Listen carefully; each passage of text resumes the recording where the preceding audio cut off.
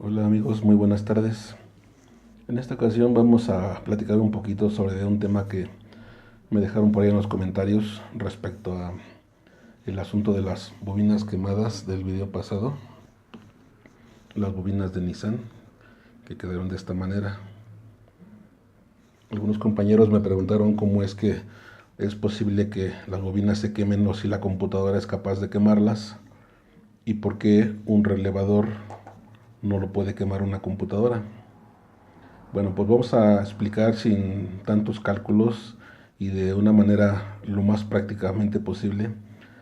Vamos a explicar un poquito de cómo funciona este asunto de el relevador en contra de una bobina. Iniciamos por empezar a comprender un poquito cómo es el asunto de la resistencia. Si recordamos, aunque los embobinados o las bobinas se miden en henrios, también podemos tomarles una lectura en resistencia, en ohms, en omega. Entonces el asunto del calentamiento proviene de la manera en que recordemos que lo que produce la temperatura es precisamente el flujo de los electrones. Si tenemos una resistencia muy bajita, vamos a pensar en una de un ohmio y le aplicamos en sus extremos un potencial, una diferencia de potencial, su positivo y su negativo. Vamos a pensar que pongamos 12 voltios. 12 voltios positivo y su tierra. ¿Qué pasaría si conectamos o alimentamos esta resistencia así directa con positivo y negativo? Directo a la resistencia.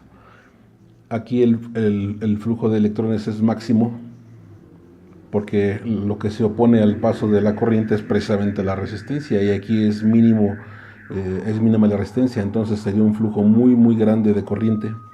Sería esto casi como un cortocircuito y esta resistencia se calentaría en fracciones de segundo y se quemaría o se abriría simplemente como un fusible. ¿Qué pasa si tenemos una resistencia un poquito más grande, como en el caso de una resistencia de 100, y le aplicamos la misma diferencia de potencial, le aplicamos lo mismo que a la resistencia de un ohmio, le aplicamos su positivo y su negativo? En este caso, como la resistencia va aumentando, el flujo de electrones va disminuyendo. Esto es en esta parte que se va ahorcando. Esa es una forma gráfica de nada más de verlo. Se va ahorcando el paso de la corriente y ahora el flujo de electrones va siendo pues cada vez menos. Ya pasan menos electrones para acá y obviamente la temperatura pues va a ser muchísimo más baja que en el caso de un ohmio. Entonces esta diferencia de potencial, esta diferencia en la resistencia es la que provoca al final la temperatura y que una resistencia de un ohmio no podamos alimentarla directamente así a la corriente como tal.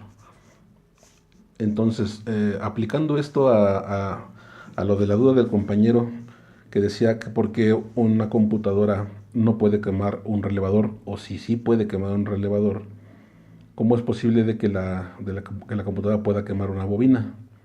Y siendo aún más que sea una bobina transistorizada como esta de Nissan. Empecemos primero por ver la diferencia entre una cosa y otra. La resistencia de esta bobina es una bobina de Ford. Vamos a verlo como siempre, de una manera real y gráfica. Vamos a medir esa resistencia de esta bobina. Nada más permítame conectarla porque ya ven que esto es difícil con una mano. Filmar y conectar. Ok, ya está conectada en uno de los pines. Ahí está leyendo. La resistencia interna, aquí está conectada a través de esta línea, la bobina de Ford. Si estamos viendo aquí la lectura de su resistencia interna, que nos está marcando, pues si acaso un ohmio de resistencia, es menos de un ohmio de hecho. Si ahora por el contrario, vamos a medir la resistencia de nuestro relevador, que está por aquí, permita ver si es posible grabar y poner las puntas del multímetro. Esto es un poquito complicado.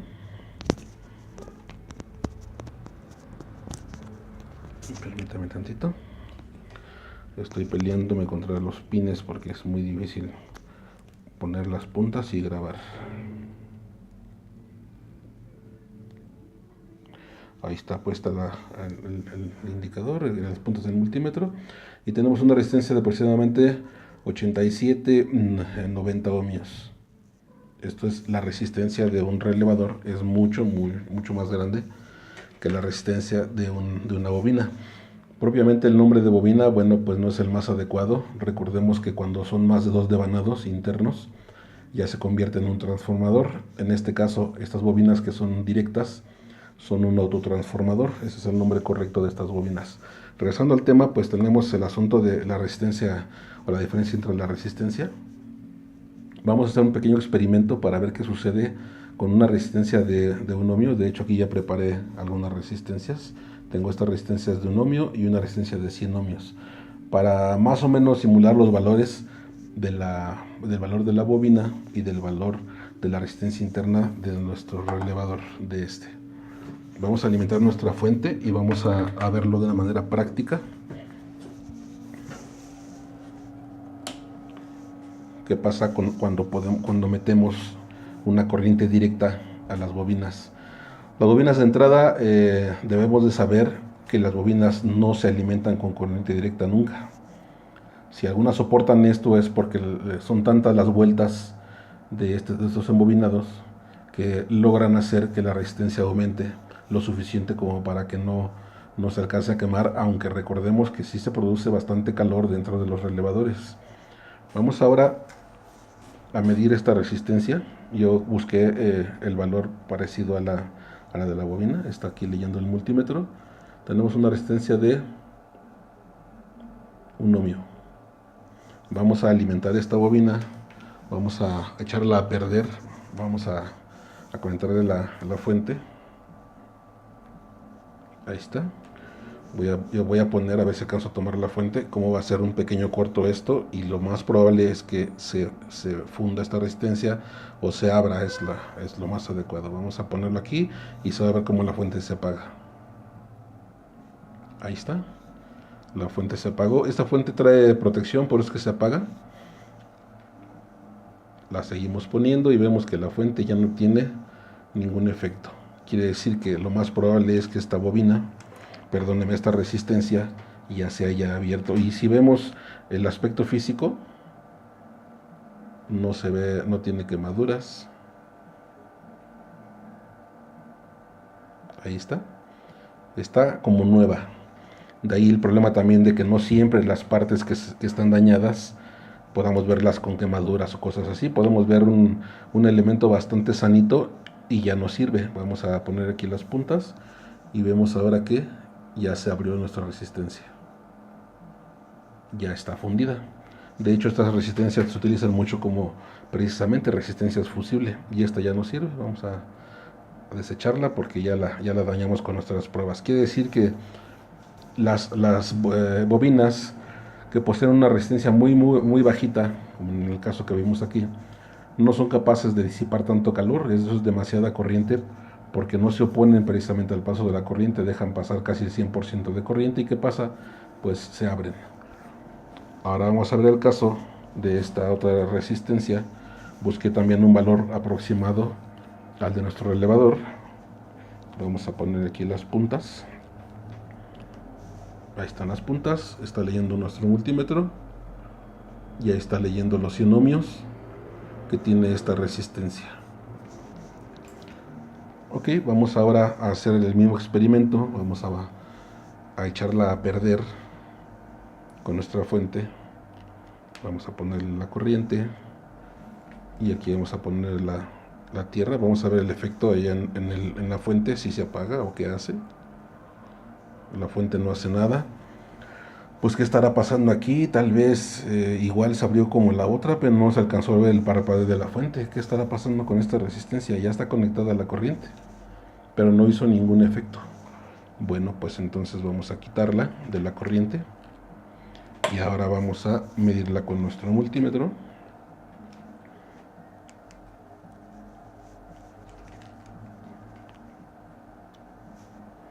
Ahí están las puntas nuevamente. Y tenemos que la resistencia sobrevive sin ningún problema a la hora de aplicarle voltaje. Esto pues es una prueba de que estas resistencias de cierto valor hacia arriba pueden producir cierta temperatura como lo hacen los relevadores, pero no son capaces de dañarse al alimentarlas. ¿Qué sucede con las bobinas de encendido directo de los autos? Y que al final todas las bobinas internamente pues hacen lo mismo. Si son transistorizadas, de todos modos recaen que una parte que de una de las patitas de alimentación trae los 12 voltios y en la otra patita, cuando son bobinas de 2 terminales, la otra va a hacer un switcheo de la computadora a través de un driver o un transistor para mandarle pulsos de tierra. Si tenemos el embobinado, vamos a hacerlo por aquí. Eso sería nuestra bobina o algo parecido a esto. Y le aplicamos 12 voltios y eso se mantiene pues abierto. Aquí no hay voltaje de nada, está en cero. Como esto viene siendo al final un conductor, tendríamos aquí también 12 voltios. Por eso es que en algunas ocasiones cuando se abren las líneas en los autos encontramos que la bobina tiene 12 voltios, marca la lámpara 12 voltios en un extremo y en el otro igual 12 voltios, porque la línea está abierta, está interrumpida. Entonces esto se vuelve un conductor y aparecen 12 voltios de un lado y 12. Vamos a pensar que esto está en condiciones normales de funcionamiento y la señal está en alto. Para que esto funcione, para que la bobina se active y tenga el trabajo de producir los campos magnéticos, la carga y la descarga, por llamarla de una manera que no es correcto, pero para que podamos entender muy bien, necesitamos ¿qué hacer? Enviarle en este extremo un pulso de tierra, así como este, para que ahora los 12 voltios se caigan y ahora nuestra bobina está recibiendo un negativo aquí. Esto es cuando ya está en funcionamiento. Esto hace que aquí empiecen a aparecer los campos magnéticos, se produzca una autoinducción y entonces se genere el alto voltaje. Ese es el alto voltaje.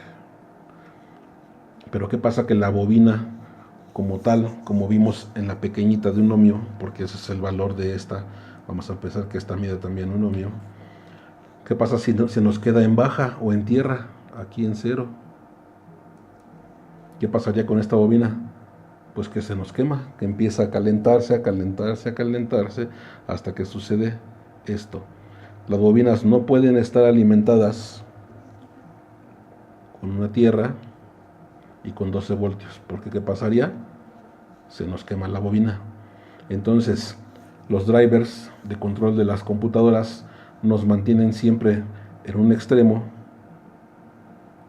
la bobina abierta, o igualmente en la parte alta del pulso de control, que encontraríamos aquí probablemente también los 12 voltios, o el transistor estuviera en 12 voltios porque al final es el que se alimenta a través de la propia bobina. Ok, esa es una de las razones por las que trabajan diferente la bobina y un relevador, porque pues la duda del compañero era por qué el relevador sí sobrevive o por qué un relevador no puede ser afectado por una computadora. Si un relevador, vamos a poner aquí un relevador, lo alimentamos con 12 voltios permanentes y aquí le ponemos tierra permanente, esto hará que el platino interno, a la hora que se generen los campos magnéticos aquí, esto se cierra y eso se vuelva un conductor. Pero esto recordemos que tiene el valor óhmico mucho más arriba que las bobinas de encendido. Esto tiene aproximadamente 100 ohmios y puede variar. Entonces este embobinado, por el valor de resistencia más alto, puede sobrevivir muy bien aunque esto se quedara aterrizado. De hecho así lo hace. En algunas ocasiones también se generan pulsos de control, no propiamente se aterriza, sino se generan pulsos de control, pero que van muy amplios en la parte baja y luego son muy finitos y vuelven a caer y luego muy finitos y así. No es propiamente una tierra directa o física, sino que se genera una especie de señal de esta manera. Y aunque llegan pulsos de onda cuadrada, no parpadea porque el ciclo de trabajo bajo es mayor que el de arriba. Vamos a pensar que aquí tenga un 2% y el de abajo sea un 98%. Entonces, algunas bobinas así se manejan. Aún así, retomando, el embobinado de un relevador no puede dañarse porque está hecho para trabajar de esta manera. Ok, ¿qué pasa cuando tenemos un problema con la computadora? Recordemos cómo viene más o menos la teoría de funcionamiento de los drivers. Esto les recuerdo, es una manera práctica de ver las cosas, no es algo con cálculos y demás, porque nos lleva ya mucho tiempo y algunos nos confundimos un poquito con el problema de los cálculos. Pero bueno, vamos a pensar que esto es un transistor, un driver de control de una bobina. De hecho, aquí conectamos una. Tenemos más o menos, por lo regular siempre esta disposición en los pines, en las terminales. Empezamos por la base, el colector, que es el mismo que se comunica por acá abajo en un cuerpo de metal hacia la parte alta de metal. El colector es este colector y el colector es el mismo, este viene comunicado. Y el emisor, que por lo regular siempre viene a tierra. El transistor tiene la propiedad de poder estar variando su salida. Si tenemos aquí, o si vemos aquí en el ejemplo, cuando en la base tenemos un 0, entre colector y emisor se mantiene un circuito abierto, no hay comunicación entre estos dos. ¿Qué necesitamos para que el embobinado funcione? Pues que aquí nos llegue precisamente una tierra a este. Pero no puede ser una tierra física, tiene que venir controlada por la computadora, porque si se queda directo pasa lo que ya vimos, se quemaría. Regresamos. Cuando tenemos en la base de nuestro control o de nuestro driver 0 voltios, ¿qué pasa entre colector y emisor? Entre colector y emisor, esto es un circuito abierto o un switch abierto, esto es, aquí no hay nada. La bobina se mantiene abierta y no tiene ni temperatura, ni trabajo, ni nada, está totalmente abierta sin funcionar. ¿Qué pasa cuando a la base del transistor ahora le ponemos 5 voltios? Se produce un switcheo y se cierra el contacto entre el colector y el emisor. Aquí lo vemos en rojo, se cierra el colector y el emisor, y ahora a través del emisor tenemos la alimentación hacia nuestra bobina y empieza a funcionar. Esto es a una frecuencia pues un poco alta, no demasiado, pero un poco alta.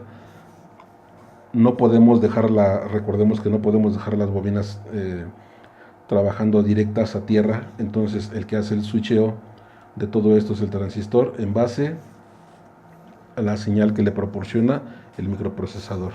De ahí nace toda esta señal. Entonces, ¿qué hace el transistor para no afectar a nuestra bobina? Pues se tiene que mantener en un circuito abierto. ¿Cómo? Poniéndole aquí en la base un 0. Pero aquí viene la otra cara de la moneda.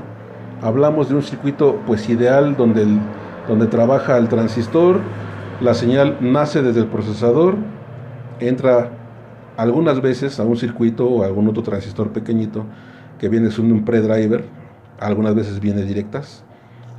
Esto lleva regularmente una resistencia siempre de base, casi siempre de 1K, de 1000 ohmios, de 1K. No viene directamente así como en nuestro dibujo, pero les recuerdo, esto es nada más para tener una idea de cómo funciona esto. Ok, regresando, tenemos el trabajo del predriver y nos manda la señal como esta a la base del transistor. A partir de esta base de onda cuadrada, esto empieza a switchar entre emisor y colector, y esto empieza a hacer que aquí en la parte donde debemos tener negativo de la bobina para que funcione, empiezan a ver donde se switcha la bobina a tierra para que abra cierra el campo magnético y entonces se produzca el alto voltaje o la chispa. Regresando a la otra cara de la moneda, bueno, ¿qué pasa cuando algo se daña? Cuando la computadora se daña la computadora con un predriver dañado, cuando tenemos una etapa de potencia dañada o el mismo transistor interno dentro de la bobina con un daño. ¿Qué pasaría si por alguna razón de funcionamiento, de desgaste, de temperatura, se nos funde el centro de este transistor? Y ahora esto nos hace un puente así. ¿Cómo cortamos esa señal? No podemos cortar esa señal. Ese transistor está en corto. Entre colector y emisor tenemos un corto. Regularmente hacia acá es un poco más difícil que se vaya el problema, porque tenemos, aparte de la resistencia, pues tenemos un predriver y demás, pero regularmente el que se daña es el driver de potencia. Cuando eso se va corto, ¿qué pasa con nuestra bobina? Se va a tierra permanente a través de esta línea. Se empieza a producir calentamiento, esto se calienta más, de hecho deja de funcionar porque aquí ya no hay variación para provocar los campos magnéticos y termina por quedar así. La forma correcta de que esto trabaje de la mejor manera es que sea controlado con esta señal de onda cuadrada, que el transistor esté en buenas condiciones y sea capaz de switchar y saber cuándo debe activar a la bobina y saber cuándo debe abrir la bobina. El transistor en estado de reposo debe estar en esas condiciones, debe tener un 0 en la base. ¿Para qué? Para que el switch se mantenga abierto entre emisor y colector y la bobina se mantenga de alguna manera abierta sin funcionar, para que no se vaya corto. Cuando funciona esto nuevamente, se empieza el switcheo, se empieza a mandar la señal y ahora se aplica un voltaje. Le pusimos el ejemplo de 5 voltios, puede ser menos que eso, no hay problema. Los MOSFETs trabajan con muy poco voltaje y la bobina empieza a funcionar correctamente. Ok, espero les haya funcionado esta explicación, primero de por qué un relevador no puede ser afectado por una computadora aunque esté en corto como esto. No puede ser afectado por la corriente, perdóneme, por la resistencia que maneja, que es mucho más alta que el valor óhmico de la resistencia de las bobinas. Esto al final, aunque es una bobina, como les decía, con transistor integrado, igualmente por dentro trae lo mismo, trae una bobina o un autotransformador que nada más viene incluido su transistorcito por dentro para hacer el switcheo. Y que así mismo también cuando ya se daña la bobina puede ser capaz de dañar al driver, y el driver puede ser capaz también de llegar a afectar a los predrivers. Cuando el asunto es de que las bobinas son del tipo transistorizado o las bobinas COP, ya no trae la computadora este tipo de etapas de potencia, porque eso es lo que incluye internamente, eso lo trae la bobina. Eso ya no viene en la computadora. De la computadora se saca este voltaje pequeñito, que por lo regular es de 5 voltios, con la señal que va a ser la activación dentro de la propia bobina. Pero ¿qué pasa? Que si esto ya se dañó, una bobina puede dañar nuevamente a la computadora o al predriver de la computadora, y es un cuento de no acabar. Por eso es que siempre se recomienda, cuando ya se hizo una reparación en computadora, más vale cambiar sus bobinas, más vale poner otra bobina en buen estado o nuevas de preferencia, porque no sabemos cómo venga internamente la bobina. Si se ve como esto, que evidentemente ya está dañado, pues la cambiamos. Pero ¿qué pasa si no encontramos ningún problema? Pues esta debe estar buena. ¿Qué pasa si ya está en corto? Pues que nos vuelve a dañar la computadora, y la computadora vuelve a dañar a la bobina, y no terminamos nunca. Entonces, bueno, espero les haya servido la explicación. Esto es el motivo por el cual no podemos comparar el trabajo de un relevador con el de una bobina. Vimos la diferencia en las resistencias entre una cosa y otra, y por qué una resistencia no puede soportar la alimentación directa de 12 voltios cuando es muy bajita en su resistencia interna. Vimos que la de 100 sin problemas puede funcionar, no pasa nada. Ese es el caso de nuestro relevador con la de 100 y de nuestra bobina de encendido con la de 1. Espero les haya servido este pequeño comentario. Pues muchas gracias y estamos como siempre a sus órdenes.